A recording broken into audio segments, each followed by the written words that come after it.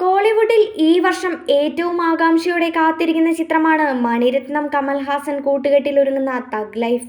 ചിത്രം ഈ വർഷം ജൂൺ 5-ന് തിയേറ്ററുകളിൽ എത്തുമെന്നാണ് അറിയിച്ചിരിക്കുന്നത്.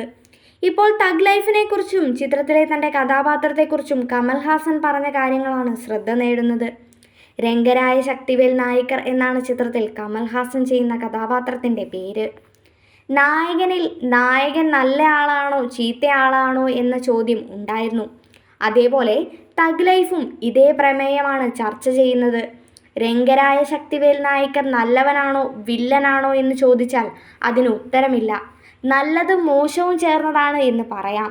സിനിമ കണ്ട ശേഷവും നായകൻ നന്മയും തിന്മയും ഇടകലർന്നതാണെന്നാണ് നിങ്ങൾ മനസ്സിലാക്കിയേക്കാവുന്നത് താരം പറയുന്നു.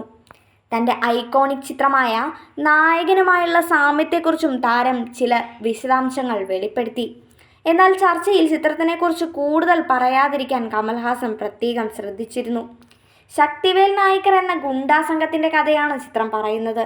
ബോംബെ അധോലോക നായകൻ വരദരാജൻ മുതലിയാരുടെ ജീവിതത്തെ ആസ്പദമാക്കി ഹോളിവുഡ് ക്ലാസിക് ദി ഗോഡ് ഫാദറിൽ നിന്നും പ്രചോദനം ഉൾക്കൊണ്ടതാണ് ഈ ചിത്രം ഒരുക്കുന്നത്.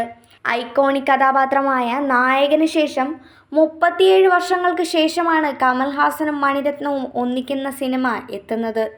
ജോജു ജോർജ്, തൃഷ, അഭിരാമി, ഐശ്വര്യലക്ഷ്മി, നാസർ, അശോക് സെൽവൻ, അലി ഫസൽ, പങ്കജ് ത്രിപാഠി, ജിഷു സെൻഗുപ്ത, സാനിയ മൽഹോത്ര തുടങ്ങിയവരാണ് സിനിമയിലെ മറ്റ് കഥാപാത്രങ്ങളെ അവതരിപ്പിക്കുന്നത്.